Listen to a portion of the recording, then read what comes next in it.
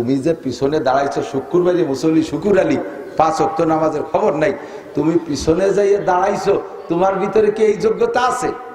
ইমাম সাহেবের 2 রাকাতের পরে বাই ছুটে অজু ছুটে গেছে, আর ইমাম সাহেব তো তোমারে ধরে হাত ধরে ওই জায়গা দাঁড় করে যদি দেয়, তাহলে তোমার অবস্থা কি হবে? ইমাম পাই দিয়ে দিচ্ছে, তুমি দিবে আগিয়ে, কথা কয় না ঠিক না? তুই দিবি আগিয়ে, শয়তান ও জায়গা দাঁড়াচ্ছিস কে? তিনি পয়সা বেশি হলে ইমামের হস্তে দাঁড়ান যায় নাকি? ওখানে দাঁড়াবে যে অ্যাসিস্ট্যান্ট ইমাম হতে পারে সে, কথা কয়। শুকুর আলী মুসল্লি সপ্তাহে 5 দিন 6 দিন নামাজের খবর নেই, শুক্রবারে যে গোল গালে আল্লাহরে হকু দিতে গেছে। খালি জম্মের কুজলো বাঙালি, তোমরা না এসে 2 রমজান রোজা রেখে করে যে আল্লাহ তো সব সাফ হয়ে গেছেন, ওক্তীয় নামাজ পারবো না করতে। নবী কয় যে না, দেখো হিসেব রাখছি, 1 নম্বরে সালাওয়াতুল খামস, 5 ওয়াক্ত নামাজ যদি তোমার আমল নামায় থাকে তাহলে পরে 2 যুগ্ম কার্যকারী হবে। 5 ওয়াক্ত নামাজ নাই, খালি শুক্রবারে যে একেবারে গোলগাল হইয়ে সুতি জামা মাস দিয়ে ব্যাঙ্গের মতো ফুলিয়ে যাই ইমাম সাহেবের পিছনে বসে, উনি মসজিদের সভাপতি, সেক্রেটারি, কোরআন শরীফ পড়তে পারে না, বোমা বললে পেটের মধ্যে আলিফ বেরে না, হ্যাঁ, জাল খাও দিলে একটা অক্ষর বেরে না, সে যাই মসজিদের দান করছে, ডোনেশন করছে, মসজিদে বড় টাইলস করে দিয়েছে, ইমাম বরাবর যায় নামাজ বিষে গোল গাল হয়ে যে বসে রয়েছে। হ্যাঁ, দিক তাকান, ইমাম বরাবর দাঁড়াবে সমাজের ওই লোকটা, যেই লোকটা ইমামের নামাজের মধ্যে কোনো দুর্ঘটনা যদি ঘটে যায়, ইমামের অ্যাসিস্ট্যান্ট হয়ে বাকি নামাজ শেষ করতে পারে, এইরকম যোগ্য মানুষ দাঁড়াবে। তাই সে যদি মসজিদি জীবনে সাইডানা দেওয়ার যোগ্য না হয়, সমাজের ফকির লোক নয়, তবু সে দাঁড়াবেই বরাবর। তুমি শিল্পপতি, কোটিপতি, রাষ্ট্রপতি, ভগ্নিপতি, দুলোভাই যাই হও না কেন, তোমার পয়সা বেশি, মসজিদে টাকা দেশে বিদায়, ইমাম বরাবর পিছনের কাতারে দাঁড়াবা, তোমার এই অনুমতি নেই। তুমি কি ইমামতি করতে পারবো? নায়েব হতে পারবা? অ্যাসিস্ট্যান্ট ইমামতি করতে পারবা? ইমাম সাহেব 4 রাকাত নামাজের মধ্যে 2 রাকাতে ওনার বাই ছুটে গেছে। এখন ছুটছে তো ইমামের বাই, মুসল্লিকে তো ছোটে নেই, তাহলে ছুটলি নামাজ ছুটবে ইমামের, মুসল্লিকে নামাজ তো ছুটবে না। আর ইমাম যদি না থাকে, ইমাম যদি বেওযু হয়, তাহলে কি তার পিছনে নামাজ হয় নাকি? আল্লাহ তাআলা সুযোগ করে দিয়েছে, হাজার হাজার খাও না এমনি হাজার হাজার মুসল্লি পিছনে রয়েছে, আর ইমাম সাহেবের সামনে তো বাই ছুটে গেছে, এটা তোর পিছনে আল্লাহ জানে না। এ জায়গায় এত মানুষ নামাজ রেখে হজবরল করে বেলানো যাবে? শরীয়তে ব্যবস্থা রাখছে, ইমাম সাহেব বরাবর পিছনে যিনি আছে তাকে ওই জায়গায় দাঁড় করে দিয়ে উনি গুড়ি পায় পিছন দিয়ে বেরোয় যাইয়ে অজু বানায় এসে পিছনের কাতারে দাঁড়াবে। যদি থাকে নামাজের কিছু, আর যদি ছুটে যায় তো ফিরে গুড়াইতে পারবে। এ হলো ইমাম। তাহলে তুমি যে পিছনে দাঁড়াইছো শুক্রবারে মুসল্লি শুকুর আলী, 5 ওয়াক্ত নামাজের খবর নাই, তুমি পিছনে যাইয়ে দাঁড়াইছো, তোমার ভিতরে কি এই যোগ্যতা আছে? ইমাম সাহেবের 2 রাকাতের পরে বাই ছুটে অজু ছুটে গেছে, আর ইমাম সাহেব তো তোমারে ধরে হাত ধরে ওই জায়গা দাঁড় করে যদি দেয়, তাহলে তোমার অবস্থা কি হবে? ইমাম পাই দিয়ে দিচ্ছে, তুমি দিবে আগিয়ে, কথা কয় না ঠিক না? তুই দিবি আগিয়ে, শয়তান ও জায়গা দাঁড়াচ্ছিস কে? তিনি পয়সা বেশি হলে ইমামের হস্তে দাঁড়ান যায় নাকি? ওখানে দাঁড়াবে যে অ্যাসিস্ট্যান্ট ইমাম হতে পারে সে, কথা কয়।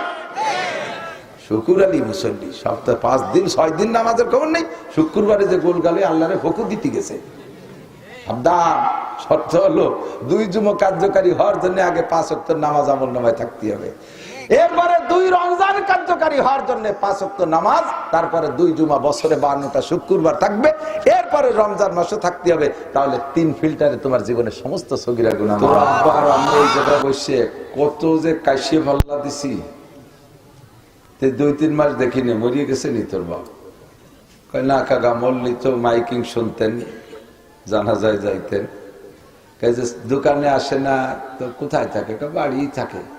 তোর আব্বার যে খুব কাশ ছিল, সে কাশ কি হয়েছে? আমার তো সে কাশ হিসাব দিছে না। কাকা বাড়ি থাকে, অসুস্থ, তবে কাশ সেরে গেছে, আমার কাশে না। শেষে কি ওষুধ খাইয়ে সারলো? কয় যে শেষে কোনো ওষুধই কাজ হয়নি, এমনি কাশতে কাশতে বল পায় না, সে সারান দিছে। কাশতে কাশতে বল পায় না বলে সারান দিছে। বল থাকলে আরো কিছুদিন কাশত, তো সময় হয়ে গেলে যখন বল থাকে না, এমনি কাশ ছেড়ে দিতে হয়, ঠিক না? সিংহের মতো শক্তি সাহস সব হয়ে গেছে গত, কোন মতে আজ বেঁচে আসি ভাই খাকশিয়ালের মতো। শেখ সাদি রহমতুল্লাহ আলাইহের কবিতা। এক বুড়ি বসি রং ঘষি ঘষি কালো করছিল কেশ, কহিলাম গো বুড়িমা তোমার বুদ্ধি তো আছে বেশ। এক বুড়ি এরকম কুজো হয়ে বসিয়ে গেছে, রাস্তার পাশে একটা সাবলা ঘর, তার মধ্যে থাকে। তো বুড়ি আয়না ধরে দেখে যে চুল দাড়ি পাইয়ে, না বুড়ির তো দাড়ি নেই, চুল পাইয়ে সাদা ফকা ফক সাদা, চামড়া চুমড়ো ঝুলিয়ে গেছে, কুজো হয়ে থাকে সবসময়, শীত হয়ে শুলি ওই কুজো অবস্থায়, শীতটা টান টান হয় না কোনো সময়। এই বুড়ির মাথার পাকা চুল নিজের পর খুব খারাপ লাগতেছে, এইরকম পাকা পাকলো। তো সে সময় তো আর এই কালের এই মেহেদি ফেহেদি নাই, তো এই চুলরে কালো মানে একটু ইয়াং হবে, এই জন্য আড়ির ফাঁসাচ্ছে কালি খানিক কাশিয়ে নিয়ে কলার পাতার উল্টো বসে সর্ষের তেল দিয়ে ফেটিয়ে আইনা ধরে মাখাইয়ে বেশ কালা বানাচ্ছে। তো শেখ সাদি কবি মানুষ, ওই জায়গাতে যায়। তো সাদি ওনাকে দেখে বলতেছে, এক বুড়ি বসি রং ঘষি ঘষি কালো করছিল কেশ, কহিলাম গো বুদ্ধি বুড়িমা তোমার বুদ্ধি তো আছে বেশ, ভালোই তো বুদ্ধিমান। পাকা চুল কালো হইবে হয়তো কালো রং মাখাইলে, কুজো পেট তব হবে না কো সোজা হাজারো মালিশ দিলে। ইয়াং হচ্ছে খালি কি চুলি কালি মাহালি হয় নাকি? মাজা সোজা হতে হবে না? তুমি যে কুজো হয়ে গেছো, চুল কাটে না কালি দিয়ে কালা বানাবো না, মাজা সোজা মানে কোন মলম দিয়ে? তো বুড়ি শেখ সাদিরে জবাব দেয়, সিংহের মতো শক্তি সাহস সব হয়ে গেছে গত, কোন মতে আসবে সে আসিবাই খ্যাকশিয়ালের মতো। ও সাদি, তুমি আজকে দেখি আমারে ধিক্কার দাও, লজ্জা দাও, ব্যঙ্গ করো, ঠাট্টা করো, আমি কোন মহিলা তা তোমার জানা নাই। আমি যখন আমার স্বামীর ঘরে প্রথম এসেছি, আমার স্বামীর অনেকগুলো ছাগল এই পাহাড়ের পাদদেশে চড়াইতো, ঘাস খাইতো। স্বামী অন্য কাজে চলে যাইতেন, আমাকে বলে যাইতেন তুমি ছাগলগুলো চোখে চোখে রাখবা, পাহাড় থেকে মাঝে মাঝে বাঘ আইসা ছাগলের পর আক্রমণ করে ছাগল কেড়ে নিয়ে যায়, তুমি একটু দেখে রাখবা। আমি সেই মহিলা, যখন আমি নবযৌবনে আমি এই স্বামীর ঘরে এসেছি, আমার শক্তি সাহস আর শারীরিক অবস্থা এমন ছিল, আমার এই ছাগলের পালের থেকে একদিন একটা বাঘে আইসা ছাগল নিয়ে গেল, আমি পিছে পিছে কি আর কি দুনিয়া ভরে আল্লাহু আকবার, আমার এই পালের থেকে ছাগল নিয়ে গেছে, আমি বাঘের পিছনে পিছনে দৌড়াই যাইয়া ওই বাঘরে ধরে হাতের মধ্যে তার গলা চিপে মাইরিয়া তার মুখের থেকে ছাগল কেড়ে আনছিলাম। বাঘের মুখের থেকে ছাগল কাটতে পারে সিংহ ছাড়া আর কেউ না, কথা কন। আমি সেই মহিলা আজকে কোনো মতে খ্যাকশিয়ালের মতো বসে আছি, তাই তুমি আমারে ধিক্কার দাও। আশাবাস সগীরা ওয়া আফনাল কাবীর কাররুল গদাতে ওয়া মাররুল আসি। ছোটবেলা থেকে বড় হইলাম, শিশু থেকে যৌবনে আসলাম, যৌবন থেকে এখন বার্ধক্যে চলে যাচ্ছি। দিনের পরিবর্তে রাতের পরিবর্তে রাত আসে, দিন যায়, দিন আসে রাত যায়, এমন করতে করতে সব মানুষ একদিন বুড়ো হয়ে যাবে যদি হায়াত পায়। আমিও তেমনই বুড়ো হয়ে গেছি। আমার যুবক তোমরা যারা আছো সব লক্ষ্য করবা, কোনো কথা বেখেয়ালে যেন ছুটে না যায়। তুমি একদিন বুড়ো হয়ে যাবা, তুমি একদিন বুড়ো হয়ে যাবা। এখন তুমি বুড়ো হওয়ার অপেক্ষায় আছো, এই বয়সে যদি ইবাদত বন্দেগী করে বুজুর্গ হয়ে যায়, তাহলে যৌবনকালের যে আনন্দ এ করব কবে? কাজে এখন একটু করে নেই, বুড়ো হয়ে গেলি খুব ইবাদত করব, মসজিদের কোনায় পড়ে থাকবো, মসজিদিতে বেরোবো না, এমন সিদ্ধান্ত নিয়েছে। এইটা তোমার ভুল সিদ্ধান্ত। বুড়োকালে তুমি বুড়ো হয়ে দেখো কতটা সম্ভব। বুড়োকালে এক ওয়াক্তের নামাজ, 3 প্রকারের নামাজ পড়তে 3 বার ওযু বানানো লাগে। এক ওযুতে 3 বার, এক ওয়াক্তের 3 প্রকারের নামাজ পড়িয়ে সারা যায় না। বাড়িতে ওযু বানায় যে কোনো মতে ফরজ 4 সুন্নত 4 রাকাত পড়ছে জোহরের, এর মধ্যে তল পেট চিপে ধরে বাড়াই চলে গেছে। কে যে কাকা না ফরজ পড়বে না, আর সে ওযু ছুটি গেছে, কি হবে? বাইরে যাই ওযু বানাই আবার ফরজ 4 রাকাত পড়ে চুমু দিয়ে বাড়াইছিলেন, তাই গেল না। কে যে কাজে পেশাব আইছে, আবার বাইরে যে পেশাব করে আইসে ওযু বানায়, আর শেষের 2 রাকাত পড়া লাগে। কতক্ষণ আইসে ওই দিয়ে কিছুই না। এইরকম ঘটনা ঘটিয়ে যাচ্ছে অহরহ। আর এখন যে বয়স আছো, সকাল 9টায় গোসল করবাই, গোসলের রোজু দিয়ে সারা দিন পরে ঈশার নামাজ পড়িয়ে শুইতে পারো, এমন সুন্দর বডি। তবে আল্লাহ বাসালি, ফেসবুক আর ইউটিউব যেভাবে দেখতেছো তার তোমাকে কপালে হবে না। বুড়ো আর আগেই ডায়াবেটিসে সব সেদ্রাই পড়তেছে। হ্যাঁ, 5 মাইল যাতে 6 বার পেশাব করা লাগে রাস্তায়। সব দিন শেষ করে বেলাইছো ফেসবুক আর ইউটিউব। আল্লাহ সবাইকে সুস্থ রাখুক, বাঁচায় রাখুক, বলেন আমিন। আপনাদের আনিস সাহেব আমাদের গোপালগঞ্জের ওসি ছিলেন।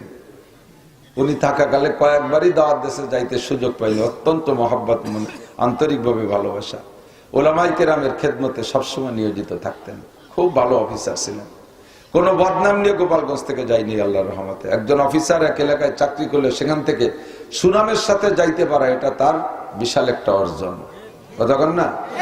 আপনাদের নিজেদের ভিতরে কেমন সম্পর্ক আছে আমি জানি না, তবে আশা করি ভালো আছে। উনি গত বছর দাওয়াত দিয়েছিলেন আপনাদের এই মাহফিলের জন্য। পরবর্তীতে আবার আপনাদেরই আলফাডাঙ্গার ওই পাশে বাড়ি, আমাদের গোপালগঞ্জের এডিশনাল এসপি ছিলেন।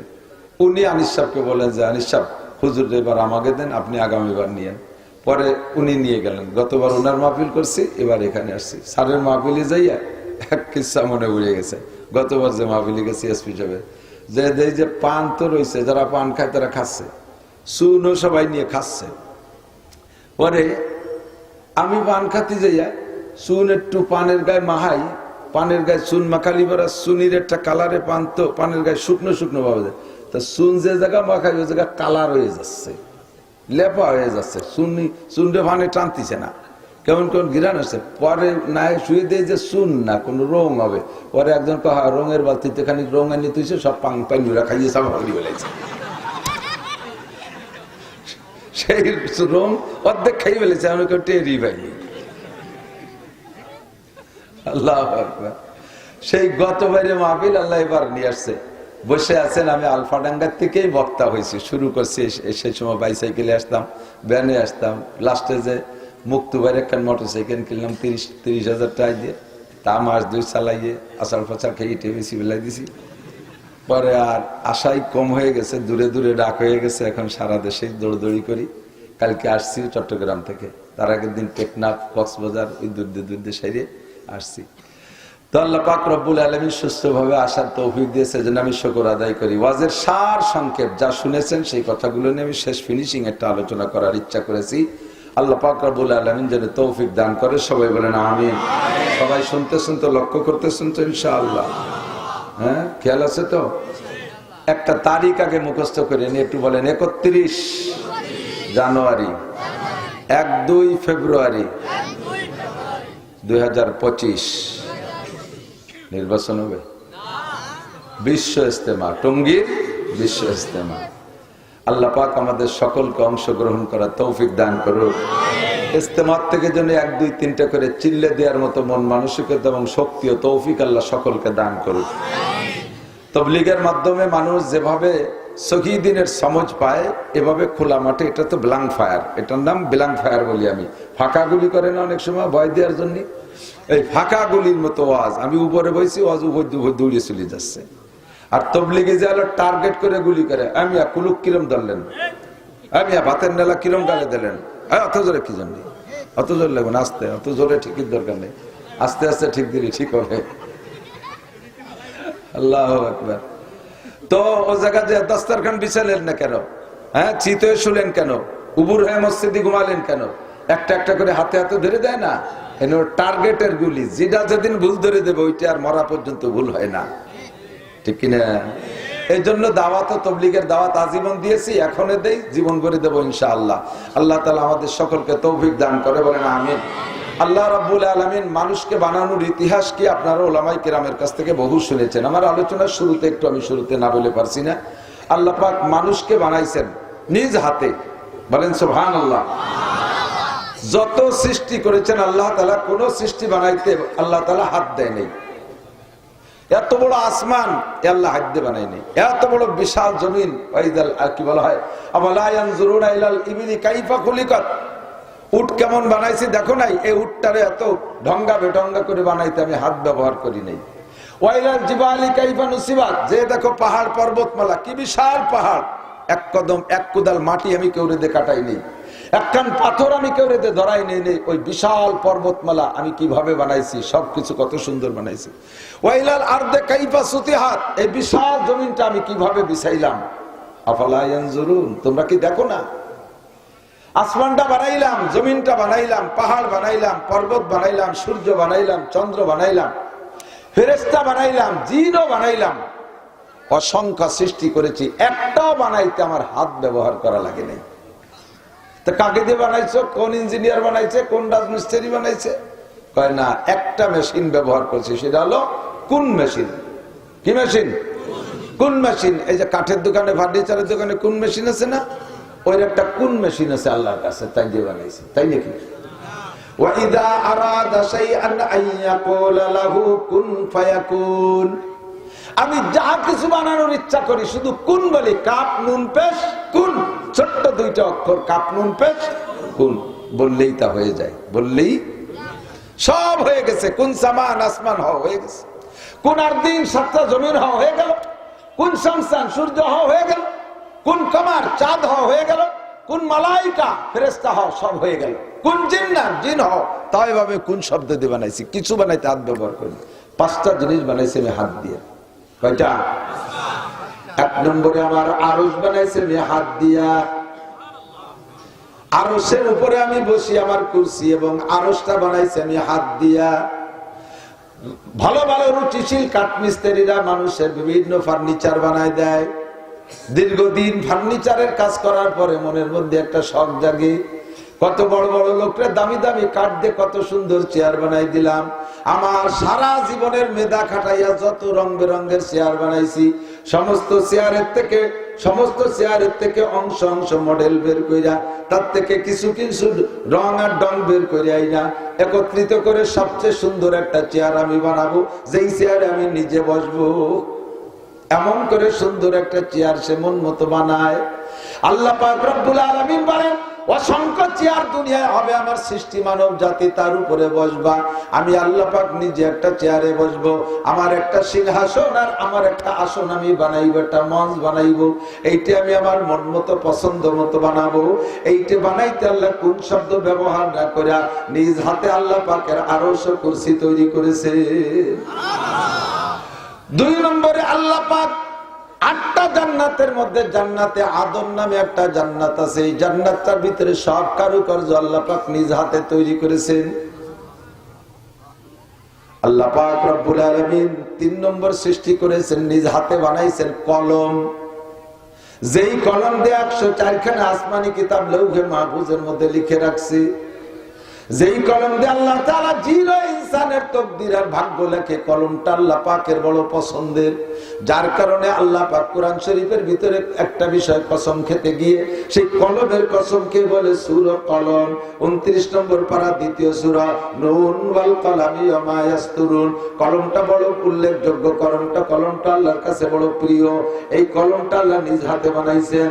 4 নম্বরে মুসা আলাইহিস সালামের তাওরাত কান আল্লাহ পাক নিজ হাতে ওই কলম দিয়ে লিখেছেন। 1000 পারা 10 লক্ষ আয়াত বিশিষ্ট কিতাব পাহাড় পাথরের গায়ে আল্লাহ তাআলা নিজ হাতে কলম দিয়ে লিখেছেন। 5 নম্বরে সমস্ত মানুষের মাথা গলার উপরে টুক আল্লাহ পাক নিজ হাতে তৈরি করেন। জোরে কন্যা সুবহানাল্লাহ। আদমকে বানানোর সময় আল্লাহ ফেরেশতাদেরকে নিয়ে মত বিনিময় সভা করেছেন। ফেরেশতারা আংশিক মৌনভাবে অসমর্থন করেছেন। ওনারা বলতে চাইছেন, আল্লাহ তোমার যদি তাসবিহ তাহলিল ইবাদত বন্দেগীতে আরো চাহিদা থাকে, আমরা ফেরেশতারা তো ইবাদত বন্দেগী করি, তাতে যদি তুমি তৃপ্তি না পাও তাহলে হুকুম করো, নাহনু নুসাব্বিহু বিহামদিকা ওয়া নুকদ্দিসু লাক, আরো বেশি বেশি তাসবিহ তাহলিল আর তোমার পবিত্রতা বর্ণনা করব।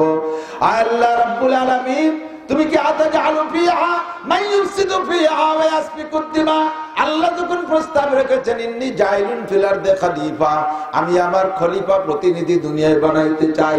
ফেরেশতারা পূর্বে তাদের জিনদেরকে নিয়ে অভিজ্ঞতার আলোকে তারা ভবিষ্যৎবাণী বলে নাই, জিনদেরকে নিয়ে পরিচালনা করেছে লক্ষ লক্ষ বছর। সেই অভিজ্ঞতার আলোকে আল্লাহর পাক রব্বুল আলামিনকে বললেন, আল্লাহ তুমি কি পরবর্তীতে আবার এমন জাতি বানাইতে চাও যেই জাতি আধা হাত জায়গা নিয়ে 1 বিঘে 4 আঙ্গুল জায়গা নিয়ে ভাইতে ভাইতে খুনোখুনি করবে, স্বামী স্ত্রীতে মারামারি করবে, ছেলেতে মেয়েকে মেয়েতে ছেলেকে এমন করে মারবে, দুনিয়ার দ্বন্দ্ব কলহ লাগাবে, তারা ক্ষমতা নিয়ে গঞ্জাম ফাসাদ কইরা লক্ষ লক্ষ মানুষ তারা খুনোখুনি করবে, এমন একটা জাতিকে আবার তুমি বানাইতে চাও?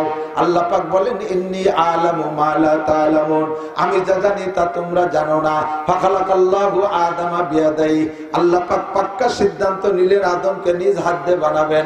তবে গলার নিচে টুক বানাইতে ফেরেশতাদেরকে মাধ্যমে বানাইলেন, যাও গোটা দুনিয়া থেকে মাটি নিয়ে আসো। আদমকে আদম বলা হয় এজন্য, আদম মানে চামড়া, আদম মানে চামড়া। গোটা দুনিয়ার মাটির উপরই ভাগ নিয়ে এসো, চামড়াটা নিয়ে এসো। সারা দুনিয়ায় কিয়ামত পর্যন্ত যতদূর মানব বসতি হবে এত দূরের ভিতরে থেকে জমিনের উপরই ভাগ ফেরেশতারা গুছাই নিয়ে আল্লাহ পাকের কাছে দিলেন, আল্লাহ আনছি মাটি। আল্লাহ কয় খামিরা বানাও, বানাইলেন খামিরা। এবার বললেন আল্লাহ একটা নমুনা দিয়ে দিলেন গলার নিচের টুক বানানোর জন্য। গলার নিচের টুক আল্লাহ ফেরেশতাদের মাধ্যমে বানানোর পরে আল্লাহ পাক বল, ফেরেশতারা বললেন এই টুক না আর কোনো পার্শ্বপাতের সাথে সংযুক্ত হবে। আল্লাহ পাক বললেন তা আসল টুকি তো ওই নেই, সে কথা কবে, স্পিকার নাই, হেডলাইট নাই, সে ইয়ারফোন নাই, কান নাই, তো আদোয়ার টুকাই কি আল্লাহ সেই টুক বানাবো কিভাবে? আল্লাহ কয় ওই টুক তোমরা বানাতে পারবা না। গলার নিচের টুক কোটি কোটি মানুষের ভিতরে মিল হয়ে গেলে কিছু আসে যায় না। মানুষে মানুষে একটা পার্থক্য থাকতে হবে, এই পার্থক্যটুক প্রমাণ হবে গলার উপরে। এই টুকের মধ্যে বেশকম বানাইতে হবে, এই টুকের ভিতরে কোটি কোটি মডেলিং হবে, এইটা তোমরা পারবা না। আমি একে টাইমে হাজার হাজার কোটি মানুষ থাকবে, একজনের চেহারার সাথে আর একজনের হুবহু মিল হবে না, ন্যূনতম বেশকম হলেও হতে হবে। এই বেশকমটা তোমরা পারবা না, এইটুকু আমি নিজ হাতে বানাবো।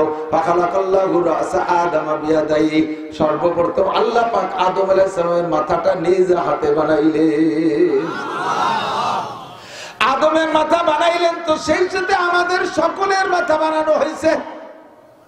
এখনো কিয়ামত পর্যন্ত যত মানুষ দুনিয়ায় আসবে গলার নিচের টুক একভাবে আর গলার উপরের টুক আর একভাবে, গলার উপরের টুক আল্লাহ নিজ হাতে বানাইবেন।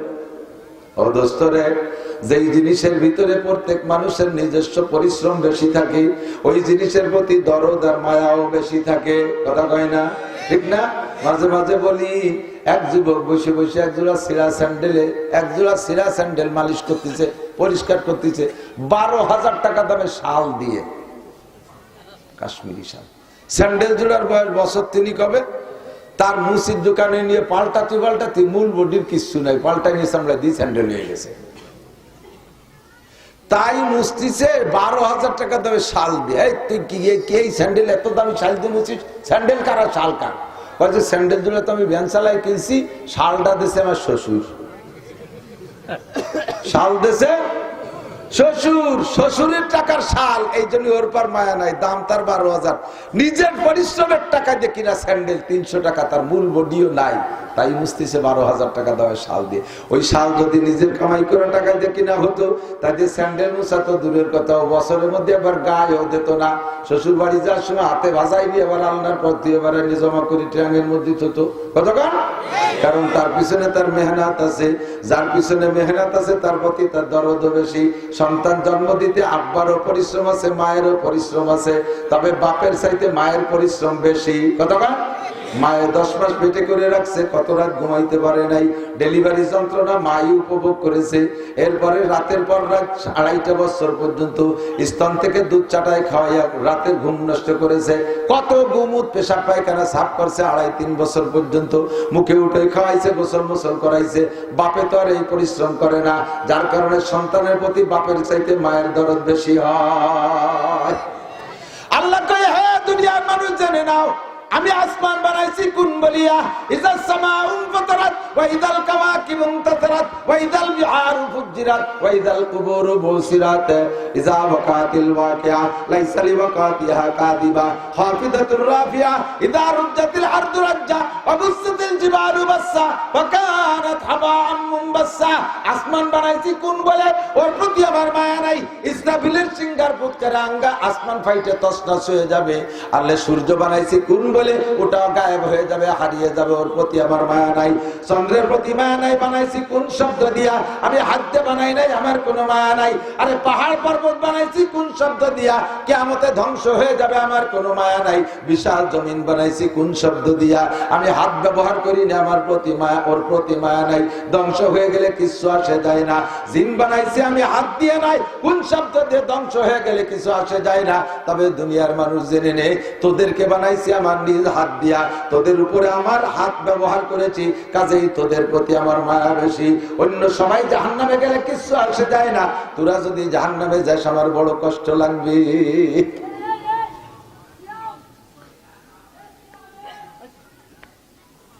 বুঝছেন নি কথা? সব বানাইছি কোন কইয়া, ধ্বংস হয়ে গেলে আমার কিচ্ছু আসে যায় না। কিন্তু মানুষ এই হিন্দু বৌদ্ধ খ্রিস্টান কাফের মুশরিক মুরতাদ বেঈমান নাস্তিক মাস্তিক যারাই আছিস, হে নামাজি বেনামাজি মুসলমান অমুসলমান যারাই আছো, তোমাদের সকলের মাথা বানাইছে আল্লাহ হাত দিয়া। আল্লাহু আকবার। কোরআন শরীফের আয়াত। আল্লাহ পাক আদমকে বানাইয়া ইবলিসকে সিজদা করার হুকুম করেছে। ইবলিস যখন সিজদা থেকে অস্বীকার করে, আল্লাহ পাক বলেন, ইয়া ইবলিসু মা মানাকা আন তাসজুদা ইয আমারতুকা লিমা খালাকতু বিয়াদাইয়া। আমি যে আদমরে নিজ হাতে বানাইলাম, তাকে একটা সিজদা দিতে বললাম, কিসে তোরে ঠেকাইলো? আয়াতে প্রমাণ করে আদমকে আল্লাহ তাআলা নিজ হাতে বানাইছে। আদমকে বানাইছে তো আমার আপনারও হাতে বানাইছে। এই জন্য আমার আপনার প্রতি মায়া বেশি, আমরা যাতে কোনোভাবে টেনে টুনে ভেস্তে যেতে পারি, এর জন্য যত কৌশল আল্লাহ অবলম্বন করবে, বিভিন্ন কৌশলে মানুষকে মাফ করে দিবেন আল্লাহ। অবশেষে কয়েকটা অবশেষের কিস্সা আছে, হুজুর বড় আলেম, শুনে দেখতে পারবেন। বুখারী মুসলিম তিরমিজি সব বড় কিতাবের মধ্যে আছে। বাবুল হাউজিয়া শাফাত থেকে এই হাদিসগুলো আসছে বেশিরভাগ। আল্লাহু আকবার। কিয়ামতের ময়দানে আল্লাহ তাআলা মানুষকে বিভিন্ন কৌশলে মাফ করবে। দুইজনকে একেবারে আখেরি, দুইজন শেষ, দুইজনের ডাকে এনে বলবে, এত আমল নামা দেয়া, খাতাপত্র খোল, কি দেখিয়েছিস? ওরা দুইজনেই করে, আল্লাহ দেহে লাভ নাই, কিচ্ছু নাই ওতে। এক ওক্ত যদি নামাজ থাকে ওর মধ্যে, শুধু তোমার আল্লাহ বলে কলেমা বলে বিশ্বাস করছি তাই ছাড়া নামাজ রোজা হজ যাকাত ফরজ যদি সুন্নাত মুস্তাহাব টুপি দাড়ি পাগড়ি দস্তার ঢিলা কুলু কিচ্ছু বলতে কিচ্ছু নাই। আর আকাম যা খুলিয়ে মানুষের সামনে আমাকে বেইজ্জতি করে না, ওই অবস্থা আমাকে দিক দিবা দাও, ক্লিয়ার কথা। সুদ ঘুষ চুরি ডাকাতি উৎসবী বদমাইশি আলটারা জাল দলিল মিথ্যা সাক্ষী মিথ্যা মামলা বেড়া ক্যাডামস কারিতার বিয়ার ডিবি স্বনির্ভর কোনটা বাদ দিইনি। মদ গাঁজা এবা ফেন্সিলি জারি যাত্রা করসা গাজীর গান গুলো যাত্রা কুযাত্রা অযাত্রা সব করেছি। মানুষের মধ্যে খুলি বেইজ্জতি না হইলে কোন দিক ফাটাবো সেদিক ফাটাও। আল্লাহকে এই জায়গা তো আল্লাহদের জায়গা না। হল আমল নামা খুলে দেয় যে ওরা যা বলছে সত্যি, আল্লাহ তো এমনি জানে যে সত্যি কিছু নেই।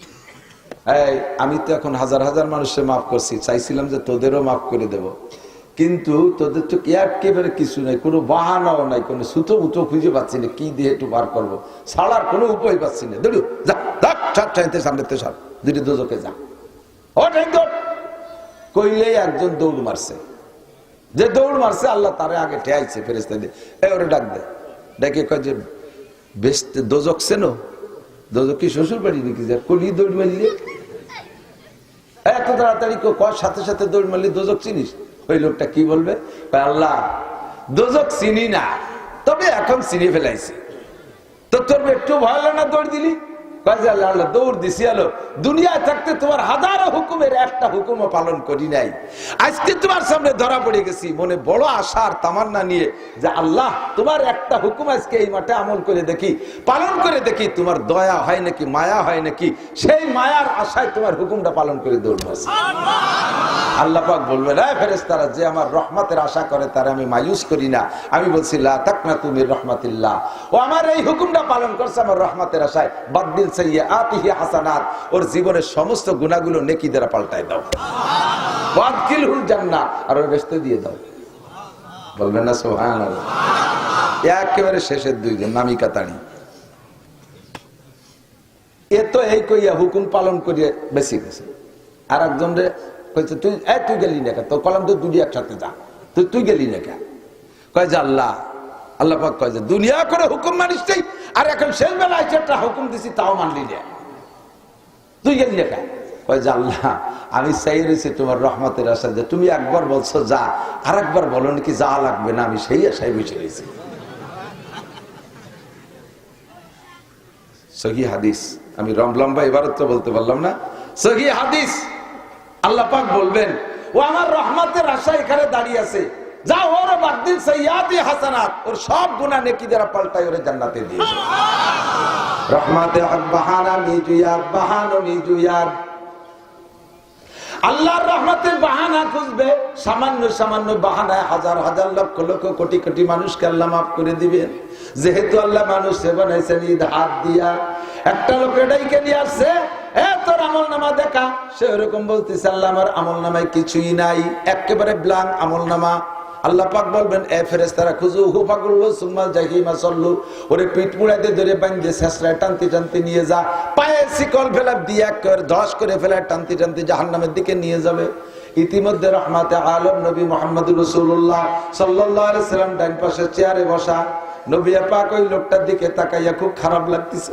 যখন পায়ে শিকল বেঁধে টান শুরু করবে রে বন্ধু, তখন তো কান্নার আর শেষ থাকবে না, চিৎকার মেরে বলবে রব্বানা যালামনা আনফুসানা ওয়া ইল্লাম তাগফির লানা। ওই জায়গা হাজারো মুনাজাত করবে কিন্তু কোনো কাম হবে না। রব্বানা আবসারনা ওয়া সামি'না ফারজিনা না'মাল সালিহান ইন্না মুকিনুন। দুনিয়ায় থাকতে বুঝিনি, এখন ভালো করে বুঝে আসছে। রব্বানা আবসারনা ওয়া সামি'না ফারজিনা, আরেকটা বার দুনিয়া আমাদেরকে ফিরিয়ে দাও। রব্বানা আখরিজনা মিনহা ফাইন উদনা ফাইন্না যালিমুন। আল্লাহ আরেকটা বার দুনিয়ায় পাঠায় দাও। এই অন্যায় যদি পুনরায় করি তাহলে জালেম সাব্যস্ত করে যে বিচার করবা মেনে নেব। একটা বার তুমি পাঠায় দাও। এমন করে চিল্লাপাল্লা করতে, হ্যাঁ আমার দিক তাকান দোস্ত। কোনো মানুষকে যদি মানুষে কয়েকজনে ধরে অ্যাটাক করে মার শুরু করে, মেরে ফেলারও সিদ্ধান্ত নিয়ে মারে, মেরে ফেলারও সিদ্ধান্ত নিয়ে মারে, যারে মারে ও ওই সময় মরণের আগ পর্যন্ত কত বিনয়ী ভাব প্রকাশ করে, যত ভাষা আছে সব ঢেলে দেয়। কতক্ষণ ঠিক কিনা? তোরা আমার দমের বাপ, জীবনে তোদের বিপক্ষে কিছু বলবো না, কোনোদিন কিছু করবো না। আজকে তোরা যতটুকু ছিস এতটুকু দুনিয়ায় কের কাছে বলবো না।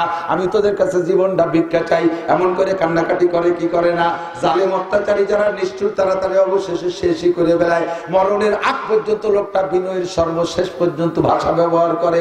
ওই লোকগুলো চিৎকার মেরে বলবে রব্বানা যালামনা আনফুসানা ওয়া ইল্লাম তাগফির লানা ওয়া তারহামনা লানাকুনান্না মিনাল খাসিরিন। রব্বানা ফাগফির লানা, সব মুনাজাত ঢেলে দিবে। আল্লাহ পাক রব্বুল আলামিন চোখের সামনে দেখবেন, বাহানা খুঁজবেন কিন্তু খুঁজে পাচ্ছে না। এটার মধ্যে আল্লাহ যে পাচ্ছে না তা না, এটা রব্বুল আলামিনের একটা সিস্টেম। ডান পাশে রহমাতে আলম নবী তাকায় আছে। লোকটার কান্না দেখে নবী পাকও বড় কষ্ট পাচ্ছেন। হুজুর তার আগাগোড়া তাকাইছে, কোনোভাবে কিছু পাওয়া যায় নাকি। হঠাৎ করে লক্ষ্য করে দেখে ওই লোকটার এত বড় দাড়ি, একগাল সুন্নতি দাড়ি। সুযোগ পেয়ে গেছে হুজুর। হুজুর বলেন আল্লাহ আল্লাহ করে ডাক দিবেন। আল্লাহ পাক বলবেন এ ফেরেশতারা দাঁড়া, দেখতে নিশ্চয় আমার বন্ধু কেন ডাকলো শুনে নেই। কি দোস্ত, কি জন্য ডাক দিলে? আল্লাহ একটু দাঁড় করাও, একটু আমি চোখের সামনে দেখাই দিই। বান্দা তোমার নাফরমানি করছে, তোমার জাহান্নাম তোমার, তুমি তোমার বান্দারে জাহান্নামে দিবা। আমার এই জায়গা করার কিছুই নাই। আমি সুপারিশ করবো এমন কোন রাস্তাঘাটও খুঁজে পেলাম না। ওর সারা জিন্দেগিতে নামাজ নাই, রোজা নাই, হজ নাই, জাকাত নাই, ফরজ নাই, ওয়াজিব নাই, কিচ্ছু নাই। আমি কোনো পথ খুঁজে পাচ্ছি না। তবে আল্লাহ একটা জিনিস পাইলাম, ওই লোকটার মুখে দাড়ি, ওই দাড়িতে একেবারে পরিমাণ মতো সুন্নতি লম্বা দাড়ি। বান্দা তোমার বান্দারে তুমি দোজকে দিবা, দাও। দাড়ি কটা আমার সুন্নাত, দাড়ি কটার মুখে থেকে খুলে রাখো। আমার সুন্নাত যেন জাহান্নামের আগুনের মধ্যে না পড়ে। দাড়ি জাহান্নামের আগুনে পড়লে আমি সহ্য করতে পারি, তা আমার সুন্নাত। ওর মুখের থেকে দাড়ি কটাকে খুলে রাখা যায়। আল্লাহ পাক বলবেন মুখের থেকে দাড়ি খোলা যাবে না। কেন খোলা যাবে না? তাহলে তুমি মিথ্যাবাদী হবা। হুজুরকে আল্লাহ বলেন তাহলে তুমি মিথ্যাবাদী হয়ে যাবা। কোন কথা মিথ্যাবাদী? তুমি তোমার উম্মতকে দুনিয়া বলেছো তামুতুনা কামা তাহয়াউন ওয়া তুহশারুনা কামা তামুতুন। তোমার জীবন যাপন হবে যেমন, মরণ হবে তোমার তেমন। জীবন যাপন হবে যেমন, মরণ হবে তেমন। জীবন যেমন যেই চেহারায়, মরণ হবে ওই চেহারায়। ওয়া তুহশারুনা কামা তামুতুন, আর যেই চেহারায় তুমি মরবা হাসরের মাঠে তুমি সেই চেহারায় উঠবা।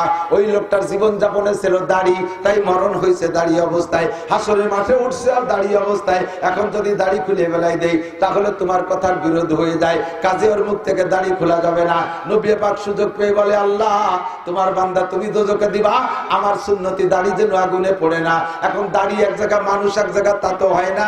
আল্লাহ এবার বলবেন তার দাড়ির ওসিলায়, আমার বন্ধুর কথায়, তার দাড়ির ওসিলায় তার জীবনের সব গুনাহ মাফ করে জান্নাতে দিয়ে দাও। রহমাতে বাহান আমি দুয়াদ, বাহান আমি দুয়াদ। এমন করে লক্ষ লক্ষ মানুষকে আল্লাহ বিভিন্ন কৌশলে মাফ করার চেষ্টা করবে, যেহেতু আল্লাহ হাত দিয়ে বানাইছে।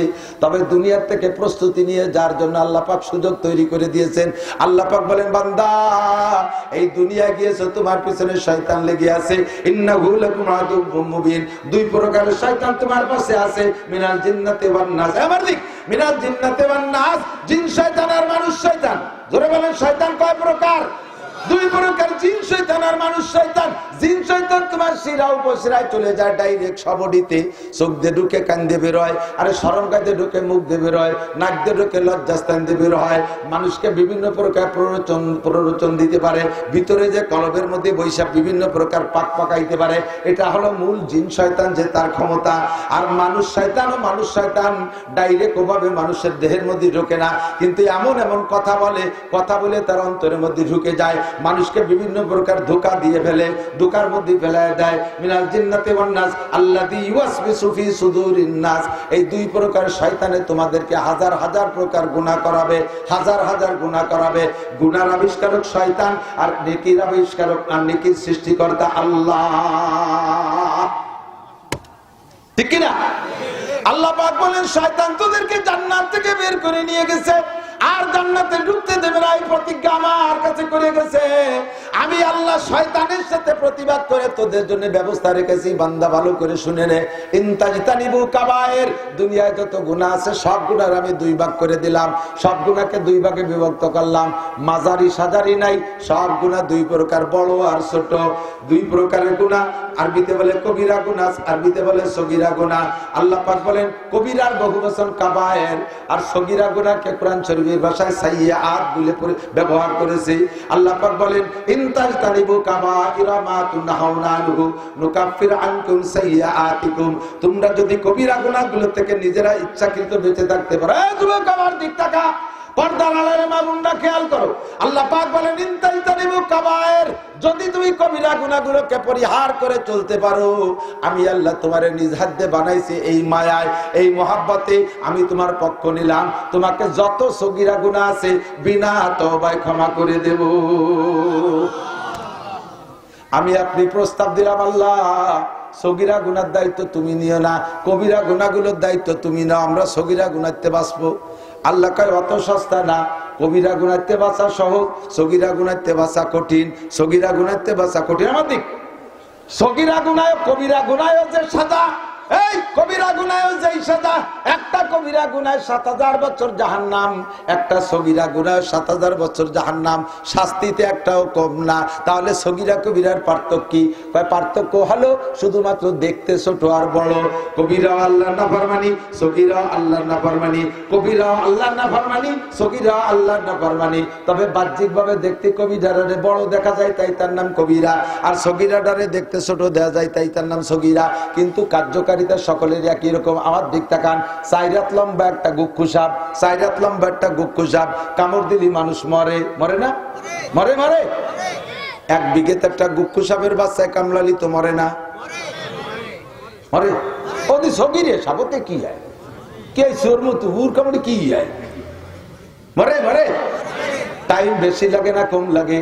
সমান সমান সমান। বড় সাপে কামড়াইলেও মারে এবং এক টাইমে মারে, ছোট সাপে কামড়াইলেও মারে এবং একই টাইমে মারে। এইটা যেমন সত্য, কবিরা গুনাহ সগীরা গুনাহ দুইটার বিচারই একই পরিমাণ, ৭০০০ বছরের জাহান্নাম। তবে বড় গুনাহ থেকে বাঁচা সহজ, ছোট গুনাহ থেকে বাঁচা কঠিন। আমার দিক, ছোট গুনাহ থেকে বাঁচা কঠিন। বড় সাপে কামড় দিতে গেলে ৪ হাত একটা সাপ যদি হয়, সেই ১-১.৫ হাত পরিমাণ ফনা তোলে, উঁচু হইয়া ফস করে একটা শব্দ করে, শব্দটা কানে আসে, লাফ দিয়ে জাম করে সরিয়ে যাওয়া যায়। কতক্ষণ? আর ছোট্ট একটা সাপ জুতোর মধ্যে ঢুকে বসে রয়েছে, মুজোর মধ্যে ফেসাই রয়েছে, টের পার নাই, বগলে জামার গেঞ্জির মধ্যে ফেসাই রয়েছে, জাঙ্গের মধ্যে ফেসাই রয়েছে, কোন জায়গা থেকে মার দেবে ও জায়গা ফস করতে সময় পায় না, বালিশের তলে যে রয়েছে জুত করে ওই জায়গাতে মারিয়ে দিয়েছে, ওর ফস কানেও আসে না, চোখেও দেখা যায় না, আবার কামড় দিলি একই টাইমে মরে। কতক্ষণ? তাহলে বড় সাপের থেকে বাঁচা সহজ, ছোট সাপের হাতের থেকে বাঁচা কঠিন, টের পাওয়া যায় না কোন ফাঁকে মাইরে দেয়। আল্লাহ কয় কবিরা গুনাহ থেকে বাঁচা সহজ, ওটা চোখের সামনে দেখা যায়, মোটা মোটা গুনাহ। সগীরা গুনাহ চিনা যায় না, বোঝা যায় না, ওরা থেকে বাঁচা কঠিন। এই জন্য যেটা কঠিন ওইটা আমি আল্লাহ দায়িত্ব নিলাম, তুমি শুধু কবিরা গুনাহগুলো থেকে বেঁচে চলো, আমি আল্লাহ সব সগীরা গুনাহ বিনা তওবায় মাফ করে দেব। সামান্য একটু সিস্টেম করা লাগবে। এদিক সগীরা গুনাহ থেকে বাঁচতে হলে সামান্য একটু সিস্টেম করলে হবে, আর বাকি কবিরা গুনাহ তুমি বাঁচবা। সগীরা গুনাহ থেকে বাঁচার জন্য সিস্টেম হলো, আল্লাহ পাক বলেন, আমার দিক তাকান, আকিমিস সালাতা তারাফাইন নাহারি ওয়া যুলাফাম মিনাল লাইল ইন্নাল হাসানাতি ইউযহিবনাস সাইয়্যাত যালিকা যিকরা লিয-যাকিরিন। দৈনন্দিন ৫ ওয়াক্ত নামাজ, জোরে বলেন কয় ওয়াক্ত? আরো জোরে। ৩ ওয়াক্ত, ৩ ওয়াক্ত। আহলে কোরআন একদল বেরোইছে, সাড়ে শয়তানের দল, তারা কয় নামাজ 3 ওয়াক্ত। ওকে যদি পান ফুলির মালা দেবেন। কিসের মালা? কিসের মালা? খালি জুতো না, জুতোর তলে কিছু মাহাতি হবে। কি মাহাতি হবে? বাংলা। আর পায়খানা ময়লা করলি বেড়া জুতোর দাম বাড়ে, গু মাহাতি হবে তলে। জুতোর মালা গু মাহাইয়া কথা কান না। আবার মুসলমান করাতে আছে। আবার আর একদল হয়েছে হেজবুত তৌহিদের পাঙ্কু সেলিম। হেজবুত তৌহিদের পাঙ্কু সেলিমের একটা দল হয়েছে বলে আবার ওরা বলে ভক্ত আছে যুবক যুবতীরা, নুসমিয়তে সুবিধায় সেলিম ইমামতি করেন আমাদের পিছনে মুসল্লিকে দেখেন, একটা মাইয়া একটা ছেলে, একটা পুরুষ একটা মহিলা, মানে প্রেম করে আর নামাজ পড়বে। সাড়ে শয়তানের দল। এ যুবকরা, এই সমস্ত ভণ্ডকে পালি কি হাদিয়া দিবা? কথা বলে না কে? সবদিন এদায় গেছে একেবারে। কি হাদিয়া? জোর হলো না? জুতার বাড়ি জোর হলো না? আরো জোরে। নামাজ কয় ওয়াক্ত? খামসু সালাওয়াতিন ইফতারাজাহুন্নাল্লাহ। আল্লাহ রাসূল বলেন 5 ওয়াক্ত নামাজ আল্লাহ ফরজ করেছে। মুহাদ্দিস মুফতি সাহেব হুজুর সাক্ষী। হুজুর বলেন আম্মা মানে জিবরাইল ইয়াউমাইন, জিবরাইল আমারে 2 দিন ইমামতি করে নামাজ শিখিয়ে দিয়ে গেছে, তাও ছিল 5 ওয়াক্ত। একেবারে হাদিসের মধ্যে ক্লিয়ার ওয়াক্ত বলা আছে। ফজর এই টাইম থেকে এই টাইম, একদিন ফজরের আউয়াল ওয়াক্ত, আর একদিন যোহরের আউয়াল ওয়াক্ত, আর একদিন আসরের আউয়াল ওয়াক্ত, আর একদিন মাগরিবের আউয়াল ওয়াক্ত, আর একদিন ইশার আউয়াল ওয়াক্ত, একদিন আর একদিন আইসা প্রত্যেক ওয়াক্তের শেষ ওয়াক্ত, ফজরের শেষ ওয়াক্ত, যোহরের শেষ ওয়াক্ত, 5 ওয়াক্ত পড়াই দিয়ে বলে মা বাইনাল হাতাইনিল ওয়াক্তাইনি আওকাতু সালাতিকা ওয়া সালাতু উম্মতিকা। এই যে 2টা টাইম 2 দিন পড়াইলাম, এর মাঝখানে যে কোনো টাইমে আপনি আপনার উম্মতে নামাজ পড়লে নামাজ হবে। নামাজ 5 ওয়াক্ত।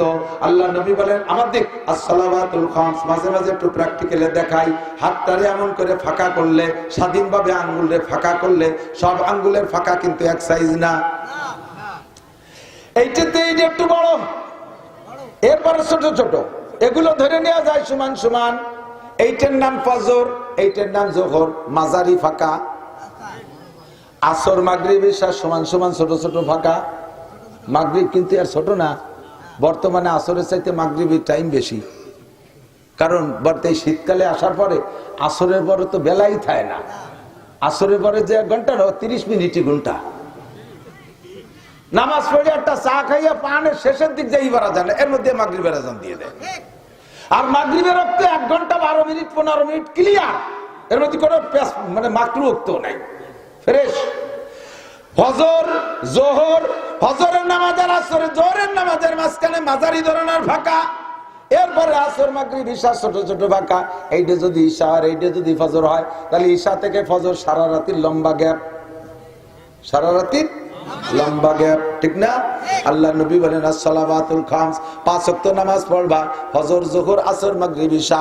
এরপরে আবার ফজর। 2 নামাজের মাঝখানে গ্যাপে যত সগীরা গুনাহ হবে, ইচ্ছায় অনিচ্ছায় যত সগীরা গুনাহ হবে, 5 ওয়াক্ত নামাজের ওসিলায় আল্লাহ পাক সব সগীরা গুনাহ বিনা তওবায় ক্ষমা কইরা দেয়। as-salawatul khams আল্লাহ কন্টাক্ট নিয়েছেন, কারণ আমার আপনার আল্লাহ হাত দিয়ে বানাইছে জান্নাতে দেওয়ার সিদ্ধান্ত আল্লাহর প্রবল। এই জন্য আল্লাহ পাক সালে সুতোয় বাহানায় মাফ করে দেবে। 5 ওয়াক্ত নামাজের মাঝখানে যত সগীরা গুনাহ সব মাফ। এরপরে 2 নম্বর ফিল্টার আর একটা, 2 নম্বর ফিল্টার আর একটা, অল জুমুআতু ইলাল জুমুআ, 2 জুমার মাঝখানে 6 দিন। জোরে বলেন কয় দিন? 2 জুমার নামাজ যদি কোনো ব্যক্তি পড়ে, মাঝখানের 6 দিনে সব সগীরা গুনাহ মাফ। এরপরে 3 নম্বর ফিল্টার, গত রমজানের রোজা রেখেছেন, আর মাত্র 3 মাস পরে রোজা আসতেছে, রমজান আসলে রোজা রাখবো? জোর হলো না? জোরে বলেন। গত রমজানের রোজা রেখেছেন, সামনে রমজানের রোজা রাখবেন, মাঝখানে 11 মাসে যত গুনাহ হবে সমস্ত সগীরা গুনাহ 2 রমজানের ওসিলায় মাফ। এখন তো অত্যাধুনিক বিভিন্ন প্রকার প্রযুক্তির পানির ফিল্টার বের হয়েছে আয়রন মুক্ত করার জন্য। মুরব্বীরা মনে আছে যারা আগে ব্যবহার করছেন, মাটির হাড়িতে করে আয়রন ফিল্টার করতেন। আমি খুব করছি, তারাই বুকরো মাদ্রাসায় যখন পড়ছি পড়াইছি, ওই মাদ্রাসার টিউবওয়েলের পানি একেবারে বিশ্ব খারাপ। এখন তো হুজুর আছে ভালো হতে পারে, বড় হুজুর গেছে, আমরা থাকালে ভালো ছিল না। বোতলে করে গিলাসে করে 10 মিনিট রাখলে বোঝা যাবে না পানি না ছাগলের চেনা। সেম কোয়ালিটি হবে ছাগলের চেনা, মুখই দেওয়া যায় না আর গাঢ়।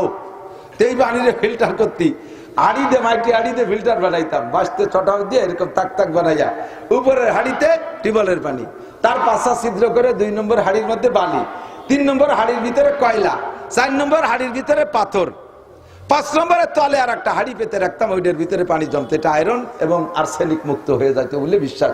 ডিস্টিলেটর, ডাক্তাররা বলতো এটা ডিস্টিলেটরের কাজ চলে, এই ফ্রেশ করতাম। তাহলে উপরের হাড়িতে আয়রনওয়ালা পানি, লাস্টের হাড়িতে ভালো পানি, মাঝখানে 3টে ফিল্টার। কয়টা ফিল্টার? 1 নম্বরে বালির ফিল্টার, 2 নম্বরে কয়লার ফিল্টার, 3 নম্বরে পাথরের ফিল্টার। বালি তো ফিল্টার করছে, তবে কিছু থাকতে পারে পানি, তারপরে পাথরে কয়লায় ফিল্টার করছে, তারপরেও কিছু থাকতে পারে। 3 নম্বরে কয়লায় পাথরে ফিল্টার করছে, তারপরে আর কিছুই থাকে না। আল্লাহ নবী কয় তুমি দৈনন্দিন যত গুনাহ করবা, সাপ্তাহিক আর বাৎসরিক যত গুনাহ করবা, সব গুনাহরে ফিল্টার করার জন্য 3টে ফিল্টার। 1 নম্বরে 5 ওয়াক্ত নামাজ সালাওয়াতুল খামস, 2 নম্বরে ওয়াল জুমুআতু ইলা জুমুআ, জুমা গত জুমা পড়ছো আগামী জুমায় পড়বা। 3 নম্বরে রমাদান ইলা রমাদান, গত রমজানের রোজা রাখছো আগামী রমজানের রোজা রাখবা। 3টে ফিল্টার যদি তোমার আমলের উপর দিয়ে হয়ে যায়, জিন্দেগিতে যত সগীরা গুনাহ করছো একটা সগীরা গুনাহ অবশিষ্ট থাকে না। আর শর্ত হলো ইনতাজতানিবুল কাবায়ের, ইনতাজতানিবুল কাবায়ের, শর্ত হলো তুমি হবে এই ইচ্ছাকৃতভাবে কবিরা নিজে জম্মের খায় বিড়ি গাঁজা এবা ফেন্সিডিল হিরোইনের পাইপ মেরে ছাড়ে, আবার 5 ওয়াক্ত নামাজ পড়ে, মাঝে মাঝে উনি ওই সগীরা গুনাহ মাফ করায় নামাজ দিয়ে।